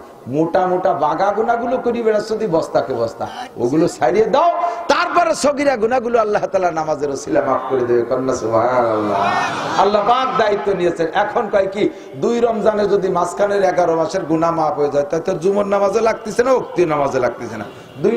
2 রমজানই তো শেষ, মাঝে 11 মাস ক্লিয়ার। এই যে শেষ রাত্রি উঠে শীতকালী দিন এত কষ্ট হবে কেন? ও দোস্ত, তাহলে ওই ফিল্টারের দ্বারাই যান। তো ফিল্টার 3টে দিয়েছেন, খালি বালি দিয়ে শুয়ে আসলে পানি খান, তা খাতে পারবেন না। শুধু কয়লার ফিল্টার বানান, ওই 2টে দিয়েন না, তাও পানি খেতে পারবেন না। শুধু পাথর দিয়ে বানান ফিল্টার, তাও পানি খেতে পারবেন না। ফিল্টার 3টেই লাগবে। নবীও সেইভাবে শর্ত দিয়েছে, 2 রমজান তুমি বাঙালি জন্মের কুজলো বাঙালি, তোমরা না এসে 2 রমজান রোজা রেখে করে যে আল্লাহ তো সব সাফ হয়ে গেছেন, ওক্তি নামাজ পারবো না করতে। নবী কয় যে না, দেখো হিসেব রাখছি, 1 নম্বরে সালাওয়াতুল খামস, 5 ওয়াক্ত নামাজ যদি তোমার আমল নামায় থাকে, তাহলে পরে 2 জুম্ম কার্যকারী হবে। 5 ওয়াক্ত নামাজ নাই, খালি শুক্রবারে যে একেবারে গোলগাল হইয়ে সুতির জামা মাস দিয়ে ব্যাঙ্গের মতো ফুলিয়ে যাই ইমাম সাহেবের পিছনে বইছে। উনি মসজিদের সভাপতি, সেক্রেটারি, কোরআন শরীফ পড়তে পারে না, বোমা বললে পেটের মধ্যে আলিফ বেরিয়ে না, হ্যাঁ জাল খাও দিলে একটা অক্ষর বেরিয়ে না, সে যাই মসজিদের দান করছে, ডোনেশন করছে, মসজিদে বড় টাইলস করে দিয়েছে, ইমাম বরাবর যায় নামাজ বিষয় গোল গাল হয়ে যে বসে রয়েছে। হ্যাঁ দিক তাকান, ইমাম বরাবর দাঁড়াবে সমাজের ওই লোকটা, যেই লোকটা ইমামের নামাজের মধ্যে কোনো দুর্ঘটনা যদি ঘটে যায়, ইমামের অ্যাসিস্ট্যান্ট হয়ে বাকি নামাজ শেষ করতে পারে, এইরকম যোগ্য মানুষ দাঁড়াবে। তাই সে যদি মসজিদি জীবনে সাইডানা দেওয়ার যোগ্য না হয়, সমাজের ফকির লোকটা হয়, তবু সে দাঁড়াবেই বরাবর। তুমি শিল্পপতি, কোটিপতি, রাষ্ট্রপতি, ভগ্নিপতি, দুলোভাই যাই হও না কেন, তোমার পয়সা বেশি, মসজিদে টাকা দেশে বিদায়, ইমাম বরাবর পিছনের কাতারে দাঁড়াবা, তোমার এই অনুমতি নেই। তুমি কি ইমামতি করতে পারবো? নায়েব হতে পারবা? অ্যাসিস্ট্যান্ট ইমামতি করতে পারবা? ইমাম সাহেব 4 রাকাত নামাজের মধ্যে 2 রাকাতে ওনার বাই ছুটে গেছে। এখন ছুটছে তো ইমামের বাই, মুসল্লিকে তো ছোটে নাই, তাহলে ছুটলি নামাজ ছুটবে ইমামের, মুসল্লিকে নামাজ তো ছুটবে না। আর ইমাম যদি না থাকে, ইমাম যদি বেউজু হয়, তাহলে কি তার পিছনে নামাজ হয় নাকি? আল্লাহ তাআলা সুযোগ করে দিয়েছে, হাজার হাজার খাও না এমনি হাজার হাজার মুসল্লি পিছনে রয়েছে, আর ইমাম সাহেবের সামনেতে বাই ছুটে গেছে, এটা তোর পিছনে আল্লাহ জানে না। এ জায়গায় এত মানুষের নামাজ রেখে হজবরল করে বেলানো যাবে? শরিয়াতে ব্যবস্থা রাখছে, ইমাম সাহেব বরাবর পিছনে যিনি আছে তাকে ওই জায়গায় দাঁড় করে দিয়ে উনি গুড়ি পায় পিছন দিয়ে বেরোয় যাইয়ে অজু বানায় এসে পিছনের কাতারে দাঁড়াবে। যদি থাকে নামাজের কিছু, আর যদি ছুটে যায় তো ফিরে গুড়াইতে পারবে। এই হলো ইমাম। তাহলে তুমি যে পিছনে দাঁড়াইছো শুক্রবারে মুসল্লি শুকুর আলী, 5 ওয়াক্ত নামাজের খবর নাই, তুমি পিছনে যাইয়ে দাঁড়াইছো, তোমার ভিতরে কি এই যোগ্যতা আছে?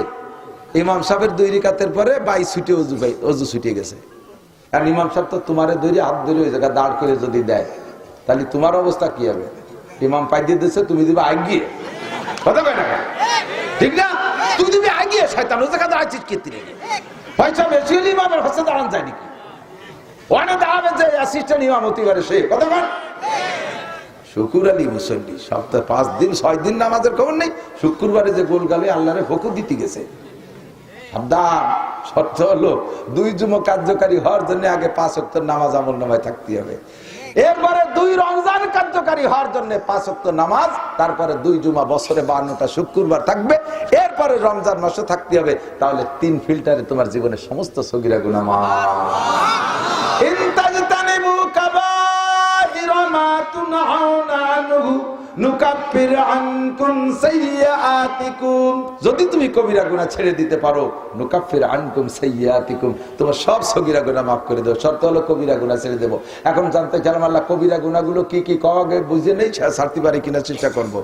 কবিরা গুনাহর ভিতরে সিরিয়াল আছে, কবিরার ভিতরে একটা হলো আকবরুল কাবায়ের, একটা কিছু আছে আকবরুল কাবায়ের, সবচেয়ে বড় বড়র বড়, যার ভিতরে 2-1টা এমন যেগুলো থাকার কারণে অন্য কোন ইবাদত তোমার আমলনামায় জমাই হয় না। তুমি যত ইবাদত করো, হজ করো, যাকাত দাও, উমরা করো, কুরবানি করো, তিলাওয়াত করো, জিকির করো, তাবলীগ করো, কিচ্ছু তোমার বস্তার মধ্যে ঢুকবে না। সেই কবিরা গুনাহগুলো যদি থাকে তার নাম হলো আকবরুল কাবায়ের। নাম্বার 1, 1 নম্বরে শিরিক, 1 নম্বরে বহুত বড় মারাত্মক। এই সাবধান, একটু আগে দেখে আসছি খেলা কারে কয়।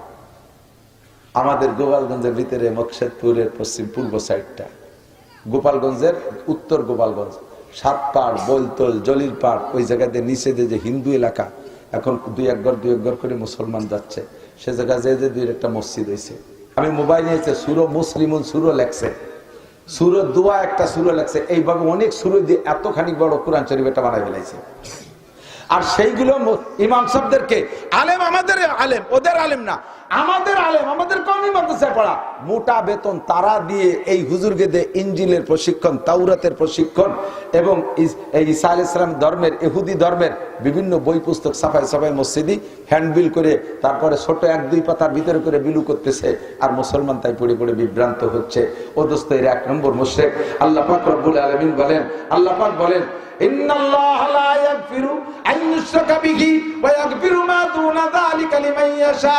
হে বান্দা, যত সগীরা গুনাহ করো, যত কবিরা গুনাহ করো করো করো করো, তোমার জিন্দেগীর কোন একটা ভালো কাজ যদি আমার পছন্দ হয়ে যায়, আমি তোমার একটা পছন্দ ভালো কাজের পর খুশি হইয়া সারা জিন্দেগীর সমস্ত সগীরা কবিরা গুনাহ মাফ করে দিতে পারি। শর্ত হলো তোমার বস্তার মধ্যে যেন শিরকের গন্ধ না থাকে, তোমার ঈমানের বস্তার মধ্যে যদি শিরকের গন্ধ না থাকে। শিরকি গুনাহ করনেওয়ালার কোন গুনাহ আমি আল্লাহ পাক ক্ষমা করব না। তুমি যত ভালো কাজ করো, যত ভালো কাজ করো, শিরক 2-3 প্রকার। 1 নম্বরে শিরক ফিল ঈমান, 1 নম্বরে শিরক ফিল জাত, আল্লাহর জাতের সাথে শিরিক করা। 2 নম্বরে শিরিক ফিল সিফাত, আল্লাহর গুণের সাথে শিরিক করা। 3 নম্বরে শিরিক ফিল আমল, আমলের ভিতরে শিরিক করা। 1 নম্বরে ভালো করে বুঝে নেন, নামাজ কালাম জিন্দেগি ভরে শূন্য হাতে উঠবেন, খোদার কসম, খোদার কসম শূন্য হাতে উঠবেন। এই শিরিকের বিপদ যদি আপনার মধ্যে থাকে, এই জন্য সবাই কান খাড়া করে শুনবেন। আমল একটু কম হলে আল্লাহ তাআলা আপনার একটা গুণ দেখে মাফ করে দিতে পারে, কিন্তু ঈমানের মধ্যে ভেজাল থাকলে কোনো উপায় হবে না। এই জন্য ঈমানটাকে আগে ফ্রেশ করেন। নবী পাক বারবার অর্ডার করে, আখলিস দীনাকা ইয়াকফিকাল আমালুল কলিল। হে নারী আর পুরুষ, তোমার ঈমানকে খাঁটি করো, ঈমানকে ফ্রেশ করো, ঈমানকে নির্ভেজাল করো। অল্প আমলই নাজাতের জন্য যথেষ্ট হইবে। অল্প অল্প আমল করে বেঁচতে চলে যেতে পারবেন, কিন্তু ভুরি ভুরি আমল করেছেন অথচ ঈমানের মধ্যে শিরিকের গন্ধ আছে, আল্লাহর কসম 1 সেকেন্ডও জান্নাতে যাইতে পারবেন না। এই জন্য শিরক মুক্ত ঈমানের পরামর্শ একটু ভালো করে শুনতে হবে। আল্লাহু আকবার। শিরিক ফিল জাত, যেমন ইহুদিরা শিরিক করে। ওয়ালাতিল ইয়াহুদু উযাইরুন ইবনুল্লাহ, ইহুদিরা কয় উযাইর আলাইহিস সালাম আল্লাহর ছেলে। একটু বলেন, কি বলবেন? জোরে বলেন। এই মশালারা কই নেই? তোমরা কি ইসরায়েলের লোক নাকি? এই উযাইর আলাইহিস সালাম আল্লাহর ছেলে? জোরে বলেন নাউযুবিল্লাহ। শুধু এই কথাটার ভিতরে এরকম মাধ্যমে আপনাদের ভিতরে হিট করে নাই, আরো শুনেন এই কথার তর্জমা কি। উযাইর আলাইহিস সালাম আল্লাহর ছেলে মানে উযাইরের মা আল্লাহর স্ত্রী। আল্লাহ উযাইরের মার সাথে স্ত্রী সুলভ আচরণ করে গর্ভধারণ করাইয়া সেই গর্ভের সন্তান বানাইছে উযাইর রে। আল্লাহ কয় এর চাইতে বড় কষ্ট আমি কিছু পাই না। তোরা জীবন ভরে নামাজ না পড়লেও কষ্ট পাই না, কিন্তু এইরকম অপবাদ আমার নামে দিলে আমি বেশি কষ্ট পাই। ওয়াকালাতিন নাসারা মাসিহ ইবনুল্লাহ, আর নাসারারা কয় আল্লাহর ফ্যামিলিতে সদস্য 3 জন, মুরব্বী আল্লাহ 1 জন, আল্লাহর স্ত্রী মারিয়াম।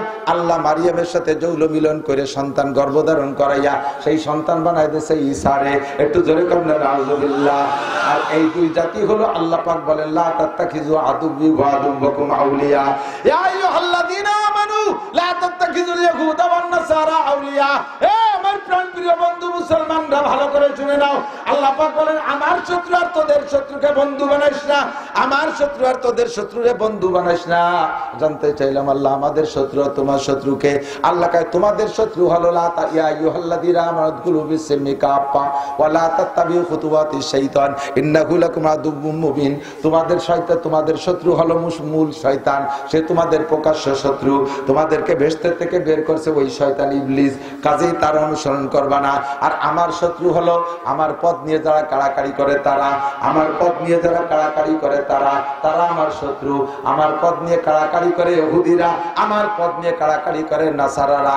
নমরুদ আমার পথ নিয়ে কাড়াকাড়ি করছে, খোদাই দোষ, খোদাই পদ, খোদাই দাবি করেছে, ওইটা আমার শত্রু। ফিরাউন আমার পথ নিয়ে কাড়াকাড়ি করেছে, আমার শত্রু। আমি আল্লাহ পাক সন্তান গ্রহণ করি না। কুল হুয়াল্লাহু আহাদ আল্লাহুস সামাদ লাম ইয়ালিদ ওয়া লাম ইউলাদ। আমি আল্লাহ একক, আমার বউ নাই, বাচ্চা নাই, আমার মা নাই, বাবা নাই।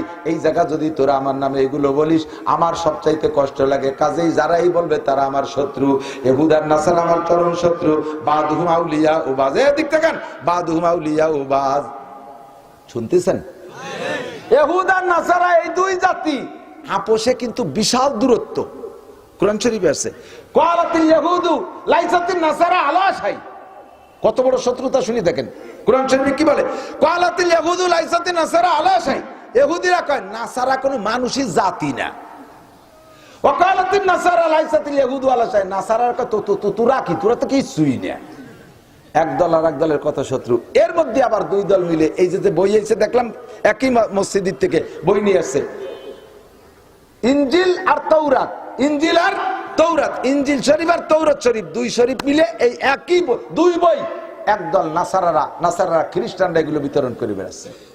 দুই দলের ভিতরে ফার ডিফারেন্স। আবার মুসলমানকে ক্ষতি করার সময় দুই দল মিলে এক হয়ে যায়। আল্লাহ নবী কথাই বলছেন আল কুফরু মিল্লাতুন ওয়াহিদা। সারা দুনিয়ার কাফেররা সব মিলে এক দল, কাফেররা সব মিলে এক দল, সব মিলে মুসলমানদের শত্রু দল। কথা বলেন ঠিক ঠিক না?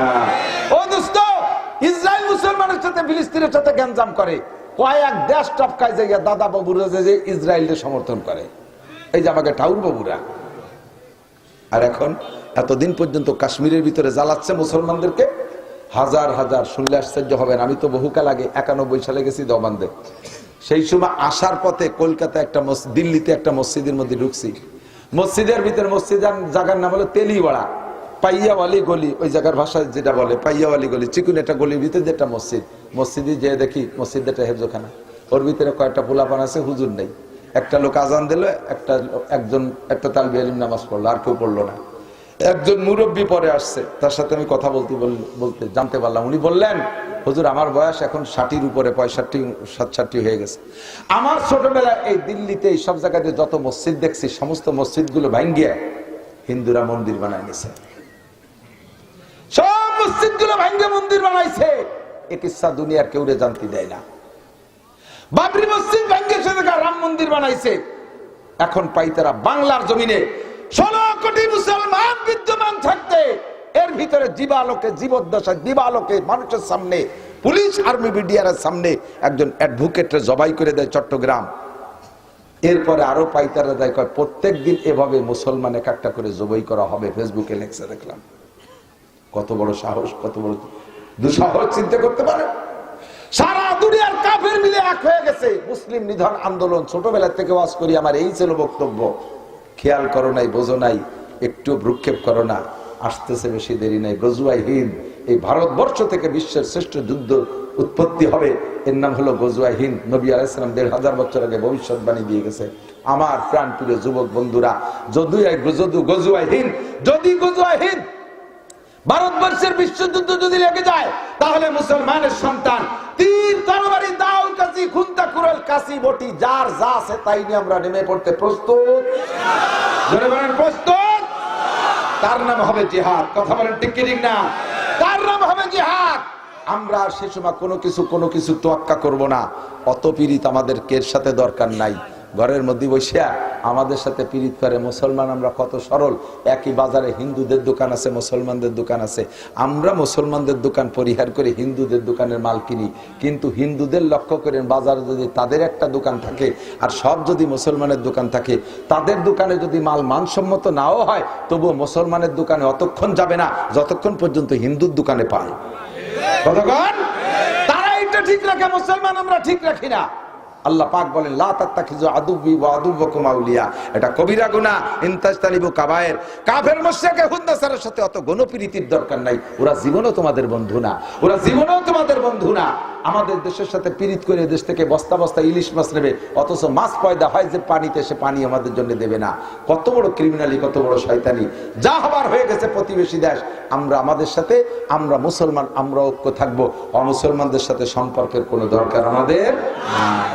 ইনতাজতানিবু কাবায়ের, এক নম্বরে শিরকি গুনাহ থেকে বাঁচবো, ইমানি শিরিক করব না, এক নম্বরে শিরিক ফি জাত করব না। আমরা বিশ্বাস করি আল্লাহ কয়জন? আল্লাহ কয়জন?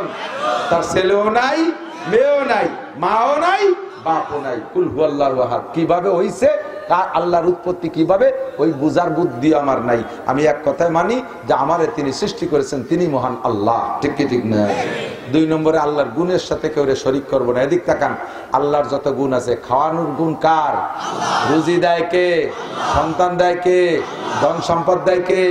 একে টাইমে সব জায়গা আমাদের দেখনেওয়ালা ক্ষমতা কার? একে টাইমে সব জায়গা উপস্থিত হওয়ার যোগ্যতা কার?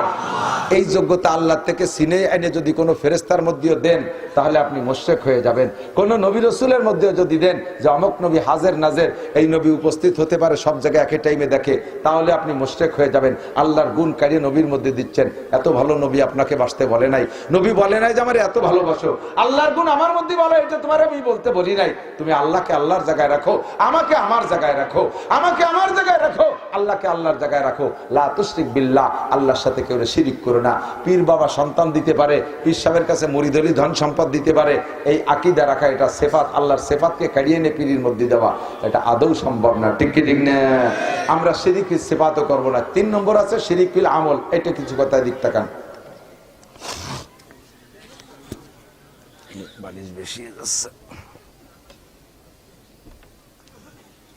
আল্লাহ, বিসমিল্লাহ। শিরিক ফিল আমল কি? যত আমল করি আমরা, এই আমলগুলো কার নামে? নামাজ, রোজা, মসজিদ, তিলাওয়াত, জিকির, তাবলীগ, হজ, উমরা, রাতভর বললে শেষ হবে না। সব ইবাদত কার জন্য করি? এই ইবাদতগুলো মানুষের জন্য হয়ে যায় কিভাবে, এটা একটু বুঝে নেন।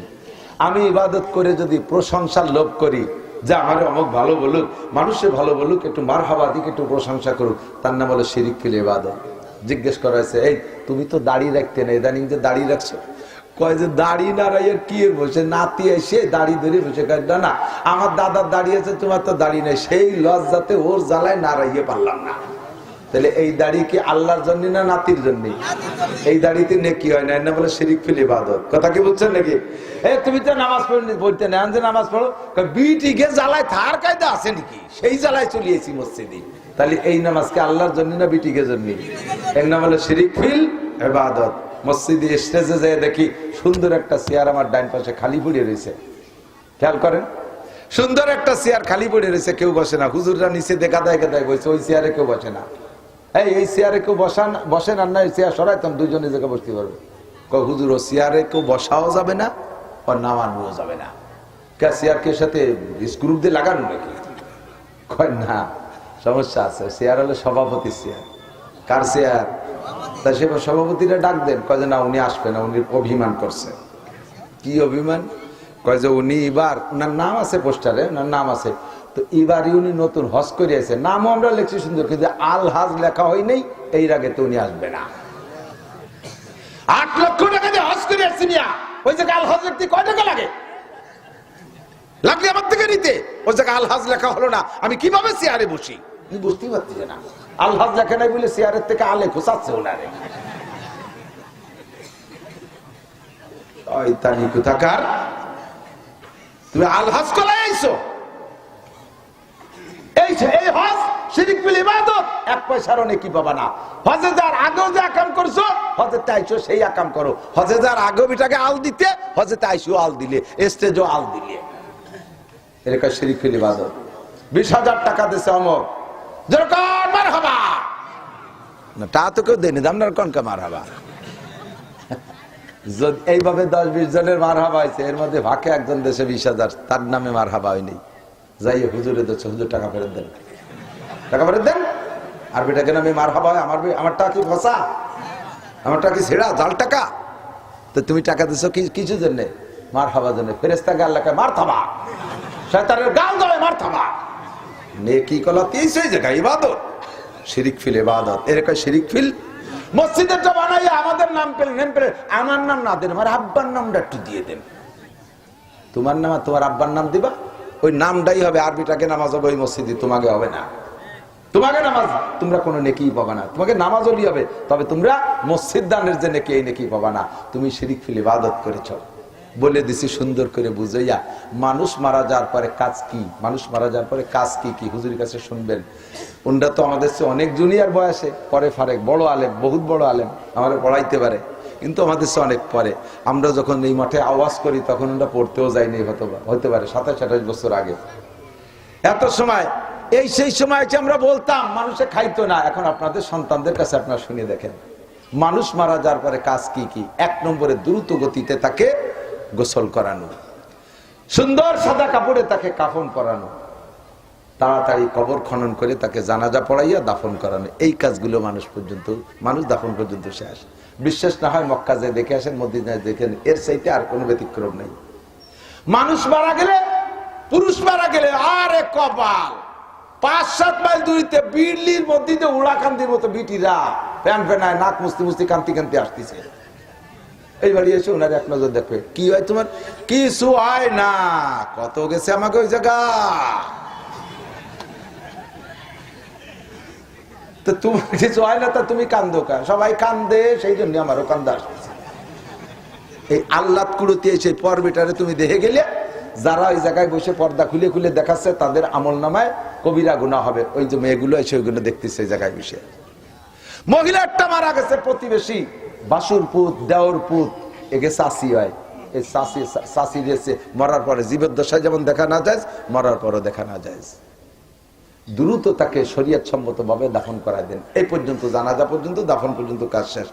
এরপরে যতই সালে সব, যত কায়দা পারেন করবেন, খেয়াল রাখতে হবে যেন বেদাতের আশ্রয় না হয়ে যায়। রুসুমের কোনো পালায় পড়বেন না। 4 দিনের দিন জায়গায় দাঁড়ায় এলান দিয়ে দেয়, আমার আব্বার আজকে কি বার? আজকে হলো রবিবার, রবি, সোম, মঙ্গল, বুধ, আগামী বুধবারের দিন আপনাদের সকলের দাঁত এখানে আসবেন, দোয়া করবেন আব্বার জন্য, আপনারা দুপুরবেলা খানা খাবেন। এইটা কি কোরআন হাদিসে কোনো জায়গায় আছে কিনা খুঁজে দেখেন। কোথাও যদি না থাকে, তাহলে এই পদ্ধতিটা ইবাদতের নামে বেদাত, ইবাদতের নামে বেদাত। এইটা বুঝাই দিছি সুন্দর করে, এগুলো বেদাতে হলো বুঝাই দিছি, বুঝে গেছে। আর জীবনে কোনোদিন আব্বা যতবার মরুক, আর কোনোদিন আব্বা মরার পরে আর এইভাবে খাওয়াবো না। এর মধ্যে আব্বা একবার মরছে, তো মরার পরে সাথে সাথে যে সেই লোকই এলান দেয়, 4 দিন পর এই হবে। মানে তুমি না কইলে যে শুনি আসলে নাসির হুজুরের কাছে, মৌলানা ইউসুফ সাহেবের কাছে, এগুলো বেদাত। বুঝি তো, একেবারে কিছু না করলে মানসি কি কয়।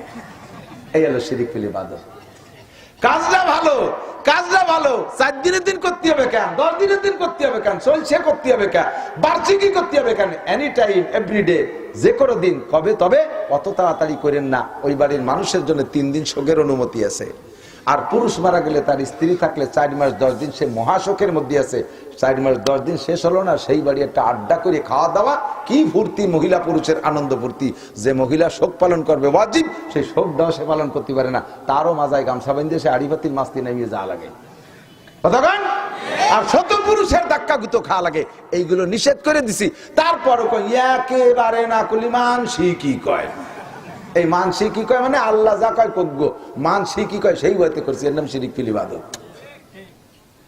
বোঝা কি গেছে?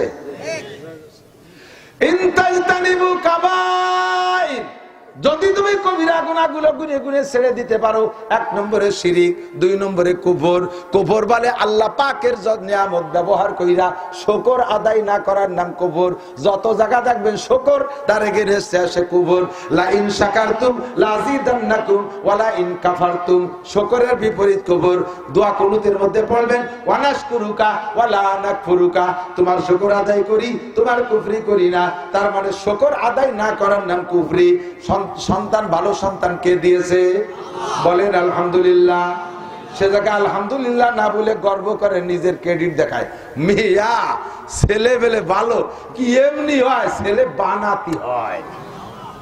ওনারা রাতভর ছেলে বানায়, আর বেটারও কম্বল মুড়ে ঘুমায়। তাই উনি ছেলে বানানোর কারখানা খুলছে।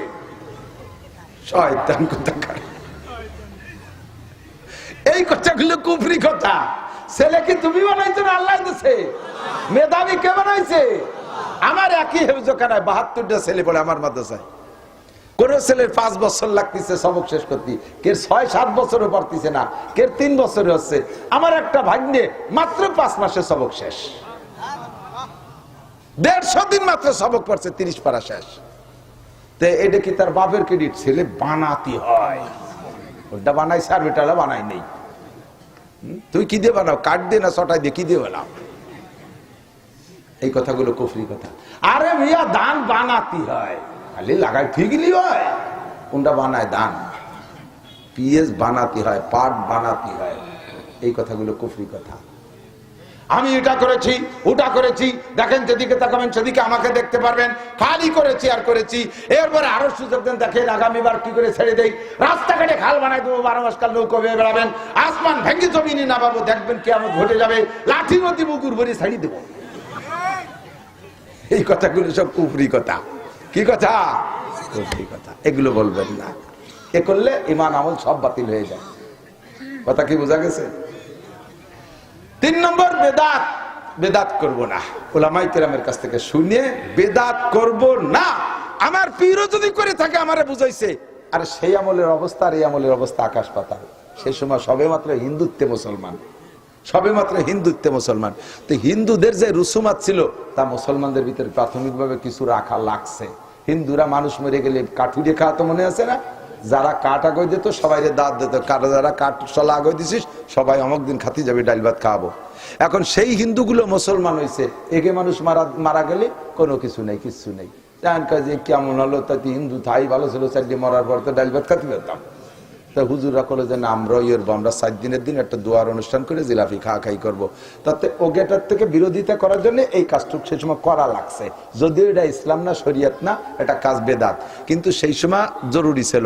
এখন যখন আমরা কোরআন সুন্নাহ বুঝে ফেলাইছি, আমরা কি মানুষ মাটি দিতে যাবো কাঠুরি খাওয়ার লোভে, জিলাপি খাওয়ার লোভে? এটা আমরা ফরজে কিফায়া আদায় লোভে। কথা কোন ঠিক না? ফরজে কিফায়া আদায় করে। কাজে এই মুহূর্তে যত প্রকার বেদাত আছে সব ছেড়ে দিতে প্রস্তুত থাকবেন। সব ফরজ নামাজের পর 5 ওয়াক্ত মুনাজাত না করলে হুজুরির ইমামতি থাকে না, এই সমস্ত ফাও কথা বলবেন না। ইমামদের যদি বেশি প্রেসার দেন যে না মুনাজাত না করলে চাকরি ছুটি হলো, সভাপতি, সেক্রেটারি, ক্যাশিয়ার, উপরস্থ নেতাগোতা সব কজন মিলে জোট করছে, খালি একবার মুনাজাত ছাড়িয়ে বাদ দিলিয়ে ও হুজুরি চাকরি খাবো। হুজুর খুব সতর্ক হয়ে গেছে, মুনাজাত তো করাই লাগবে। তো মুনাজাত যদি করতে হয় তাহলে করার মতোই করবো। হুজুরি বা সব মুনাজাত আরবিতে বানাই ফেলেছে মুফতি সাহেবের কাছে শুনিয়া। আর সেই পর্যন্ত সব আমিন আমিন করার জন্য বসে রয়েছে এবং সব মুনাজাত করতেছে। আল্লাহুম্মা খুজ আদাই, ওটাকে আল্লাহুম্মা আমিন, আল্লাহুম্মা খুজ আদাই, আল্লাহুম্মা শাত্তিত শামলাহুম, আল্লাহুম্মা মসজিদ জামাহুম, আল্লাহুম্মা দাম্মির দিয়ারহুম, আল্লাহুম্মা সাব্বিদ উজুহাহুম, আল্লাহুম্মা খুযহুম আখযা আজিজিন মুক্তাদির, ওয়ালা তুসাল্লিত আলাইয়া মান লা ইয়ারহামুনা। আল্লাহ যে কয়টা আমার পিছনে লাগছে ওই কয়টারে ধরো, সেই কয়টাই কয় আল্লাহুম্মা আমিন ধরো। মুনাজাত যদি করতে হয় তাহলে কিরকম করতে আমি জানি। আল্লাহুম্মা কালিম বাইনা কালিমাতিহিম, আল্লাহ ওই কটার মধ্যে মতানৈক্য সৃষ্টি করে দাও, সেই কটাকে আল্লাহুম্মা আমিন কইয়েই ঘুষোঘুষি শুরু হয়ে গেছে। যাকে মুনাজাত তাকে নামে কবুল আছে, তারাই কয় করো কবুল। তা কি এর আল্লাহ